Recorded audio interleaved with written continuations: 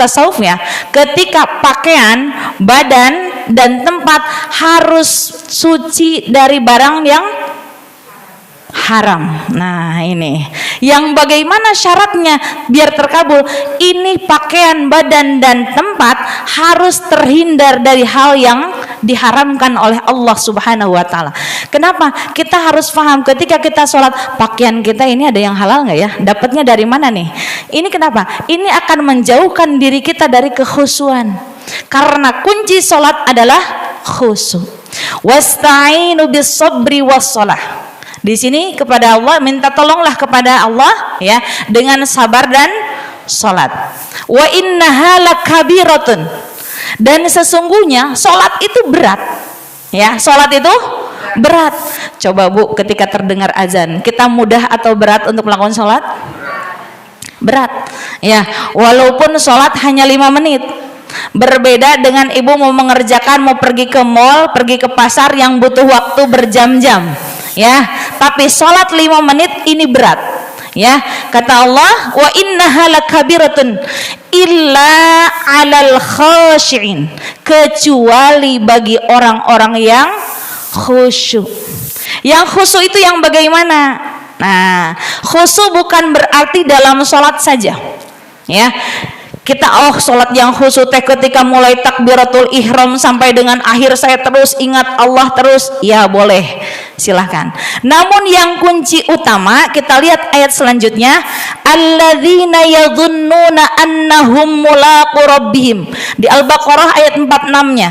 Ya, di sana bahwa ketika khusyuk di sana adalah orang yang sudah mempersiapkan dirinya. Ya, jadi apa Bu?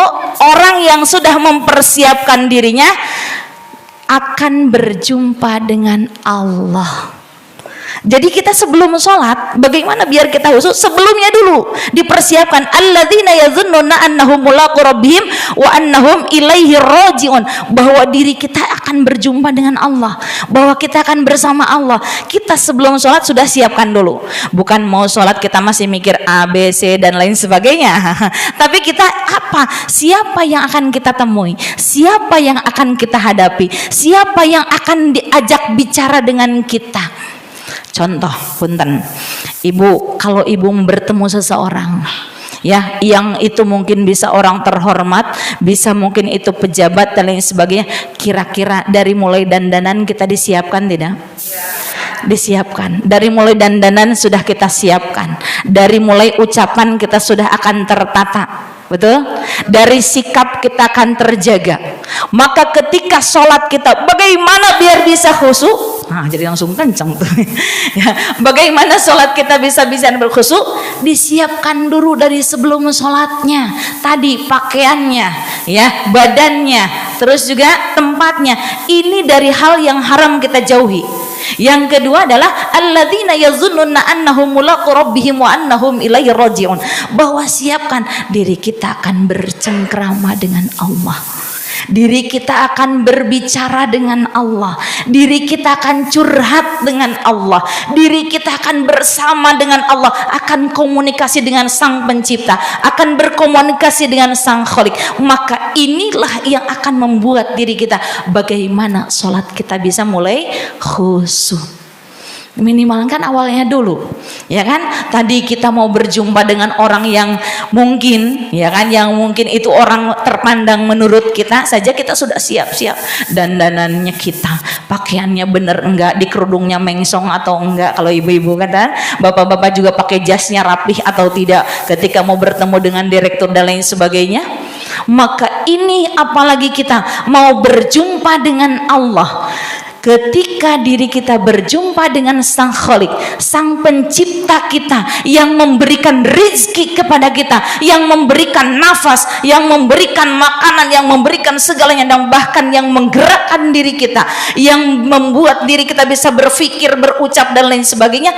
Ini yang harus kita persiapkan, bahwa biar menjadi sholatnya sholat tanha 'anil fahsya'i wal munkar.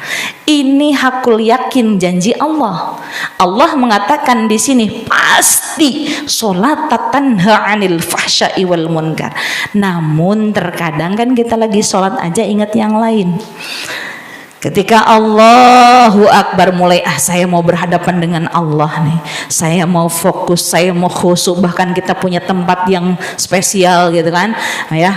Ketika kita ingin berjumpa dengan Allah di sini, tapi ketika mulai setan kan terus, summala atiyannahum min baini aidihim, ya kan, setan terus akan menggoda dari depan, dari belakang, dari kanan, dari kiri, ya, sampai dengan yuwaswisu fi sudur. Tuh yang tadi kayaknya yang dilihat tuh, yang tadi di Lazada tuh bagus tuh, di check out aja, ada mulai begitu ada. Ya kan. Nah ketika diri kita mulai sholat aja kadang terbayang yang lain, maka saat itulah ini syarat mutlak bagaimana sholat kita dikabul, ketika diri kita bisa khusyun. Kenapa? Karena orang yang khusyuk, qad aflahal mu'minun, maka di situ orang mukmin akan mendapatkan apa Bu? Aflah di sana adalah kemenangan. Kita akan menjadi orang yang menang, orang yang sukses, orang yang luar biasa di hadapan Allah. Alladzina hum fi sholatihim khashi'un, bagaimana yang sholatnya khusyuk. Kalau sudah sholatnya belajar kita menjadi khusyuk, ya. Tadi kan syaratnya pakaiannya, ya. Ketika gini Bu, punten, ketika dalam sholat kan rukun sholat itu ada 17. Di salah satu setiap setiap rukun hampir banyak adalah tumaninah. Dalam ruku ada tumaninah, dalam i'tidal tumaninah, dalam sujud tumaninah, dalam duduk di antara sujud tumaninah, dan lain sebagainya. Ini kalau tumaninah kan kalau dalam rukun sholat ini masuknya adalah rukun maknawi. Rukun maknawi, rukun yang hanya maknanya saja. Ketika rukun maknawi di sini, ya, kita tumaninah. Kalimat tumaninah itu apa? Artinya berdiam sejenak kan? Asal kalimatnya kan dari tumaninah itu adalah memberikan ketenangan. Ya kan? Ketika saat sholat kita ruku, membuat tenang nggak kita saat ruku? Saat sujud itu tumaninah memberikan ketenangan tidak sama kita? Atau justru ketika ruku kita, ketika sujud kita malah buru-buru? Belum mendapatkan ketenangan. Saat ruku tenang dari apa? Minimal punten, peredaran darah kan di situ tidak apa ya namanya? Peredaran darahnya bisa normal, ya kan? Ketika di dalam kita ruku, tumaninah dan lain sebagainya, maka tumaninahnya ini kita rasakan bahwa diri kita sedang merasakan kenyamanan dalam sholat. Yang selanjutnya yang bisa menjadikan kita khusyuk adalah yaitu ketika kita dalam rukun-rukun qauli, rukun ucapan. Kan rukun qauli ada 5. Yang pertama takbiratul ihram. Yang kedua, ayo, ini udah berulang kali kayaknya sih sudah. Ya, yang kedua adalah al-fatihah. Yang ketiganya tasyahud. Awas, Pak awal mah ada di sini yang disebutin. Tasyahud akhir. Awas, tasyahud awal itu bukan rukun, tetapi di sana adalah sunnah abad, ya. Saya ulang, al-fatihah, takbiratul ihram, al-fatihah, tasyahud akhir, terus baca sholawat. Yang kelimanya adalah salam. Minimal kita bisa khusyuk di rukun qauli, bisa fokus di rukun qauli. Rukun yang ucapan ini kan mau nggak mau harus diucapkan, ya. Ibu nggak bisa di dalam hati saja. Ketika takbiratul ihram ngangkat tangan we doang, nggak usah terucap, berarti tidak sah secara fikih. Kenapa? Harus terucap. Rukun qauli minimal terdengar oleh telinga kita sendiri. Takbiratul ihram, al-fatihah. Bagaimana al-fatihah? Di sini sedang komunikasi kita dengan Allah. Rasakan nikmatnya fatihah. Coba Bu, dalam fatihah kita sehari 17 kali. Bosen nggak Bu baca fatihah? Ada yang request nggak? Ya Allah, saya pengen al-baqarah aja. Ada yang begitu? Coba kita dalam subuh sudah 2 al-fatihah, terus kita ke duhur 4 al-fatihah. Dari duhur ke asar kira-kira lama nggak waktunya? Sebentar kan? Kita sudah ulang lagi fatihahnya berapa kali?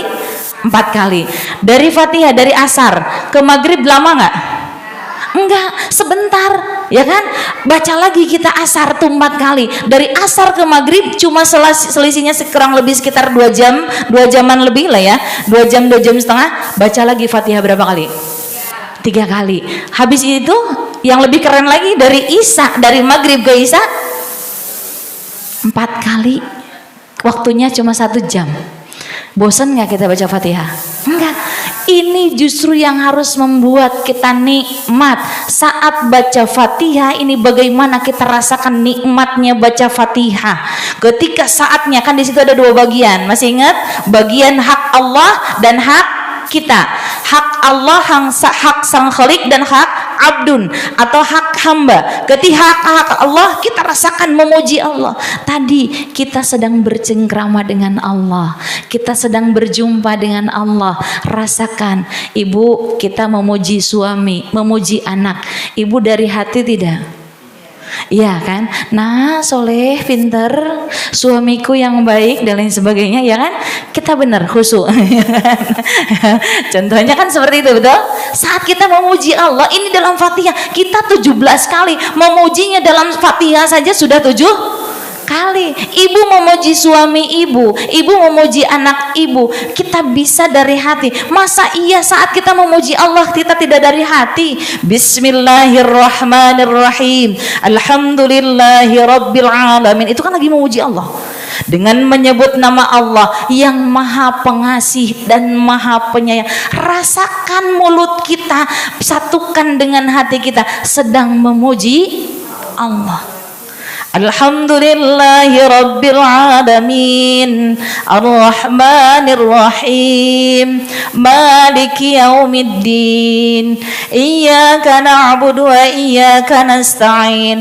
Pabelit mi cenah mau barejeng ngahartikeun. Iya, oke. Ibu kalau nggak sanggup untuk mengartikan, sebut ketika setiap ayat 1 bismillah sampai dengan maliki yaumuddin, ibu sebut nama Allah yang kenceng aja dalam hati. Mulut mengucapkan Bismillahirrahmanirrahim. Itu kan 3 kali memuji. Ibu 3 kali sebutin Allah dalam hati. Allah terus ibu sebutkan di sini dalam hati kita bahwa kita sedang berjumpa dengan Allah, bahwa kita rasakan sedang berhadapan dengan Allah. Allah sedang melihat kita. Saat iyyaka na'budu, hanya kepada Engkaulah aku menyembah, kepada Engkaulah aku beribadah. Nasta'in dari sini, dan aku minta pertolongan. Kata Allah, mau apa dari tadi muji? Enak nggak bu? Itu Allah langsung jawab, mau apa dari tadi muji aku? Kalau aku merasakan, kalau kita merasakan nikmatnya baca Fatihah, ketika nasta'in kita, ya Allah saya minta di situ, boleh dikabulkan, boleh meminta ya. Dan nanti itu di saat waktu saatul ijabah, waktu ijabah, di situ Allah akan menjawab. Kita aja bu, muji suami berapa kali? 2 kali, 3 kali. Kata suami, mau apa sih? Mau dibeliin apa? Ya nggak bu? Kok diem baik bu? Jangan-jangan ibunya pernah memuji suami lagi ininya, ya, mujinya di status lagi, makasih ya yang beb gitu dan lain sebagainya. Ya, ibu coba puji suami ibu, ya kan pasti, mau apa sih dari tadi muji terus, ya kan? Ibu muji suami ibu, contohnya ya, ibu muji 2 kali ya, 3 kali udah kata suami, mau apa sih dari tadi? Pasti akan begitu, ya nggak? Kenapa? Ada maunya nih pasti, ya betul? Ya, di saat kita muji, mas, ganteng banget hari ini, ya kan? Aduh, hari ini kayaknya cocok banget nih pakaiannya dan lain sebagainya, ya kan? Seperti itu. Saat itu pasti suami kita akan bertanya, ibu mau apa bu dari tadi muji? Atau kebalikan, bapak ya mau muji ibu. Ketika ibu dipuji sama bapak, ya kan? Ibu dipuji sama suami kita, ya, itu kita pasti 2 kali udah gelisah. Aduh, enak. Ya enggak? 3 kali udah makin gak enak. Ada apa sih, mau apa? Ayo dari tadi muji terus, ya kan? Bener nggak? Ini Allah yang kita puji. Kita memuji Allah. Di sini kata Allah, wa iyyaka, ketika kita mengucapkan iyyaka na'budu wa iyyaka nasta'in, hanya kepada Engkaulah aku beribadah, hanya kepada Engkaulah aku meminta. Kata Allah, mau minta apa? Allah jawab di situ. Enak sebetulnya bu, komunikasi dengan Fatihah aja udah nikmat. Makanya di sini Fatihah nggak bakal bosan kita baca. Ya, Al-Qur'an yang suratnya tidak, ya Al-Qur'an itu tidak bikin bosan. Ya, berbeda dengan kita baca komik, baca ibu lihat postingan berkali-kali itu ibu akan ada bosannya. Tapi kalau baca Fatihah kita nggak ada bosannya. Bahkan bukan Fatihah aja ya. Ketika kita baca surat setelah Al-Fatihah, surat langganan. Dalam Al-Fatihah kan ada rahasia tersendiri, Mu. Apa itu? Ayo, maka Berangkat dari hadis Kangjeng Nabi, as-salatu kismaini. Salat dalam makna di sini adalah Al-Fatihah. Al-Fatihah itu terbagi kepada dua bagian. Kismun li, kata Allah dalam hadis qudsinya, bahwa sebagian adalah pujian untukku. Mana bagian memuji Allah? Bismillahirrahmanirrahim. Artinya apa? Alhamdulillahi Rabbil Alamin. Artinya segala puji bagi Allah, Tuhan semesta alam, Ar-Rahmanir Rahim, yang maha pengasih dan maha penyayang, Maliki Yaumiddin, yang merajai hari pembalasan. Nah, di sini ada dua bagian. Satu ayat tapi itu wilayah Allah dan wilayah kita selaku hamba Allah. Wa kismun li abdi, dan sebagian lagi adalah bagian dari hambaku. Mana bagian dari hambaku? Ayat ini, Bu. Iyyaka na'budu, itu adalah bagian Allah. Ibu jangan pernah meminta di situ, jangan pernah memohon, jangan pernah mengajukan segala apa yang menjadi keinginan ibu, karena itu haknya Allah. Segala memuji kepada Allah baru kepada wa iyyaka nasta'in. Di situ Allah menyatakan wali abdi ma sa'ala, dan bagi hambaku terserah dia mau minta apa. Ibu ada keinginan minta panci? Terlalu kecil. Pengen semuanya bebas hutang? Di situ minta kepada Allah. Pengen semuanya sehat jasmani dan rohani? Dalam lafaz iyyaka na'budu 8 wa iyyaka nasta'in, ibu jangan langsung ihdinas siratal mustaqim, tapi ajukan dulu permohonan kepada Allah. Tapi jangan diucapkan. Ya, ketika seseorang mengajukan keinginan kepada Allah, ini bapak-bapak pasti punya keinginan ya, yang rahasia sekalipun. Aku tahu apa yang aku maksud. Yang rahasia sekalipun minta sama Allah, ya. Jangan ibu-ibu jangan kalah, punya yang perintah yang rahasia, silakan minta sama Allah katanya. Biar nggak ngantuk ya, Bu. Di dalam lafaz itu, itulah rahasianya kenapa wali-wali Allah selalu dikabulkan doanya. Salah satunya itu, Ibu, karena itu yang menyatakan langsung adalah Allah Subhanahu wa taala. Iyyaka na'budu, masih wilayahnya Allah. Wa iyyaka nasta'in. Di situ Ibu sebutkan semua permohonan Ibu. Pengen anak putri soleh-solehah, pengen suami soleh, pengen istri soleh-solehah, dan lain sebagainya. Ajukan semuanya, karena itu adalah hak kita selaku hamba Allah. Ibu, kalau ibu pergi ke dokter, ada jaminan nggak? Insya Allah cespleng langsung sembuh? Tidak. Kalau putri ibu putranya ke sekolah, ada jaminan nggak bakal pinter? Tidak. Tapi Allah subhanallah, ketika Allah berjanji, maka Allah pasti akan memenuhi janjinya. Betul atau tidak? Tadi janji Allah apa? Inna sholata tanha anil fahsya'i wal munkar, bahwa sesungguhnya salat bisa mencegah perbuatan keji dan munkar.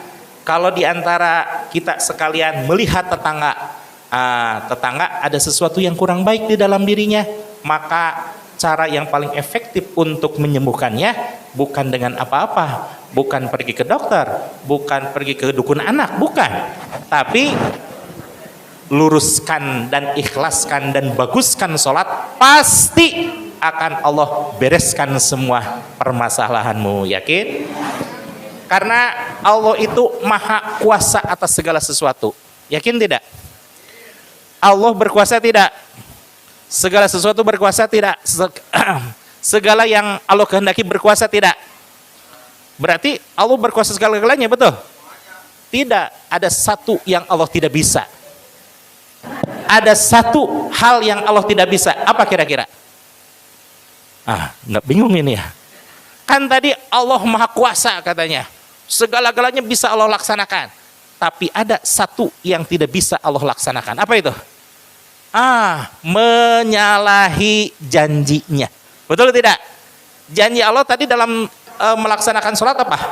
Inna sholata tanha anil fahsya iwal munkar. Bahwa Allah kalau seandainya hambanya ada yang kurang baik, maka laksanakan saja sholat dengan lurus dan ikhlas, maka akan beres semua permasalahanmu, insya hakul yakin. Nah, maka di situ kita rasakan bahwa nikmatnya baca Fatihah ya. Ketika Fatihah kita merasakan nikmat, maka disitulah insya Allah kekhusyuan akan hadir dalam diri kita. Kalau sholatnya khusyuk ya, tadi diri kita satu akan mendapatkan keberuntungan, kebahagiaan, kesuksesan, wa dunya fid dunya wal akhirah, sa'idun fid dunya wal akhirah. Maka aku yakin bereskan saja. Tapi saya mah sholat masih begini aja, sholat aja terus. Jangan nunggu khusyuk dan jangan nunggu sholat saya biar bisa lebih baik lagi nanti saya memperbaiki. Tidak, laksanakan saja terus. Laksanakan bagaimana terus caranya agar bisa sholat kita semakin khusyuk. Ya, kita terus coba lagi kan kalau kita lagi usaha contohnya ya, ketika kita berusaha untuk memperbaiki, contohnya memperbaiki rumah, bagaimana rumah kita biar rapi, kan kita satu-satu sedikit terus aja, bagaimana lama-lama rumah akan beres, akan rapi, nggak usah difikirkan. Tetapi bagaimana di sini yang paling utama tadi kita siapkan dari awal sholatnya dulu. Rasakan saya mau berjumpa dengan siapa, saya akan bercakap-cakap dengan siapa, saya akan komunikasi dengan siapa. Ini yang perlu kita persiapkan dari sebelum sholatnya.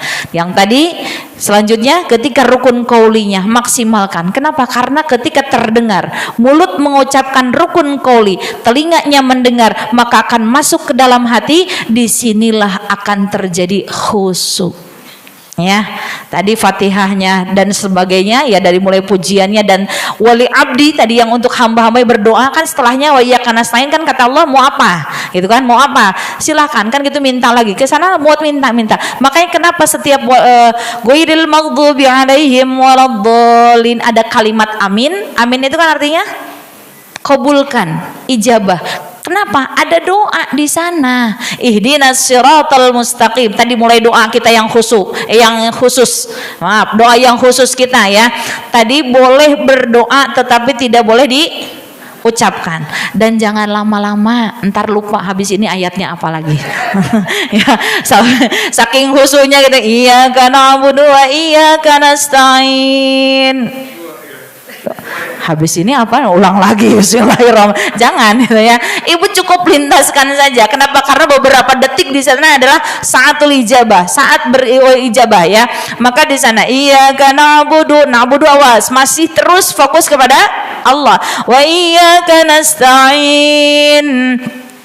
Ihdinas siratal mustaqim. Di situ kan kita minta hidayahi. Makanya tadi kenapa sholat kita bisa ingin memperbaiki diri kita, anak kita, keluarga kita, bahkan tetangga kita, ada ihdina, minta hidayah kepada Allah.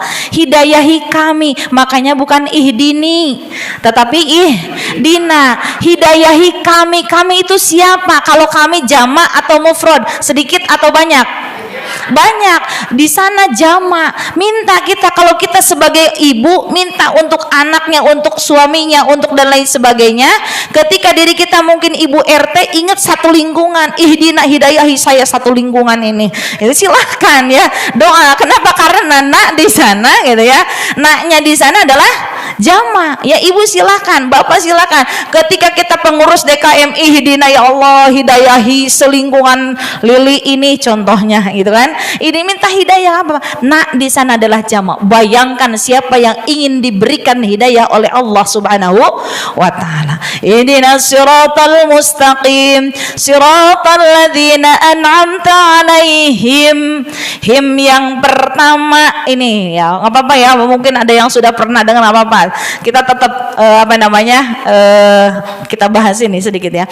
Him yang pertama adalah him siapa yang ingin kita jadikan suri tauladan. Him di sini ibu tunjuk. Ya, ibu tunjuk pengen seperti siapa? Siratal ladzina an'amta alaihim. Ya Allah, saya pengen jalannya orang-orang yang lurus kan tadi. Siratal ladzina, yang lurus itu yang mana? Siratal ladzina an'amta alaihim. Jalannya orang-orang yang Engkau berikan nikmat. Siapa yang diberikan nikmat? Dalam surah Al-Maidah ya, dalam An-Nisa ya. Dalam surah An-Nisa di sana tafsirannya adalah ketika him yang pertama itu ada an'amta, yang diberikan nikmat itu adalah dari mulai para nabi, para siddiq, para syuhada, para solihin. Silahkan pengen seperti siapa, tunjuk. Jangan sampai ketika kita punten siratal ladzina an'amta alaihim, ibu terbayang Sultan Andara. Hati-hati ya. Kenapa? Kan belum tentu ibadahnya bagus. Di situ hanya wassolihin, minimal wassolihin, orang-orang yang soleh, para syuhada, para siddiq, para nabi, para siddiq, para syuhada, para solihin. Silakan para solihin ini siapa yang akan jadikan suri teladan kita? Ya, kita minta. Ibu pengen seperti siapa? Pengen seperti Sayyidah Khadijah, minta sama Allah. Ketika diri kita pengen seperti para nabi, silahkan. Pengen seperti guru kita, guru yang memang betul-betul bisa mengarahkan. Kalau kami memang ada guru mursyid yang memang betul mengarahkan kita bagaimana bisa mendekatkan kepada Allah, silahkan tunjuk, sebutkan. Jangan him di sana yang diberikan nikmat aja ya Allah. Contohnya kan ibarat gini ibu mau naik ojek online contohnya, atau mau mobil ya. Ketika kita dikasih nggak tujuannya, ibu mau ke Jakarta, pas dikasih alamatnya, betul? Mau ke mana bu? Mau ke Jakarta. Jakarta mana? Pokoknya ke Jakarta aja. Ya, ke Jakarta mana? Jakarta Selatan deh, boleh Jakarta Selatan. Terus Jakarta Selatan sebelah mana? Pokoknya Jakarta Selatan aja. Nyampe di Cibubur. Ya kan? Kira-kira dianterin nggak bu? Yang mau nganterin nggak orangnya? Nggak bakalan. Kenapa? Nggak jelas. Makanya mungkin doa kita belum ada yang terkabul. Kita ingin seperti siapa? Kita belum ditunjukkan pengen seperti siapa. Ya, mungkin kita masih galau gitu kan? Kita doanya masih galau pengen seperti siapa, karena kita di sini tunjukkan pengen seperti yang diberikan nikmat itu kan banyak. Punten, orang yang diberikan nikmat, punten, yang tidak ibadah diberikan nikmat. Orang yang kafir sekalipun diberikan nikmat. Orang yang ibadahnya biasa-biasa berikan nikmat. Maka kita jangan sampai orang-orang yang tidak Allah ridhoi. Minta sama Allah siapa yang Allah ridhoi, siapa yang Allah cintai tadi, para nabi, para siddiq, para syuhada, wassolihin, sampai dengan minimal wassolihin, orang-orang yang solih. Ya kan, diantaranya Sayyidah Khadijah, Sayyidah Fatimah, kita minta silahkan. Ya, kalau ibu-ibu nggak mungkin kan, kalau bapak-bapak ingin seperti Sayyidah Khadijah, ya kan seperti itu. Nah maka di sini kita minta tunjuk. Di situ bayangkan siratal ladzina an'amta alaihim, langsung terbersit di situ. Ya Allah, saya pengen seperti Sayyidah Khadijah. Ya Allah, saya pengen seperti contohnya, kepintaran yang luar biasa contoh. Itu kan orang-orang soleh, silahkan para ulama dan lain sebagainya. Ya, maka minimal ketika diri kita yang paling utama, bagaimana orang itu bisa mengarahkan diri kita bisa lebih dekat lagi dengan Allah Subhanahu wa taala. Ini maka tunjuk ghairil maghdubi alaihim waladdallin, maka jangan sampai diri kita termasuk orang-orang yang Allah murkai dan Allah sesatkan.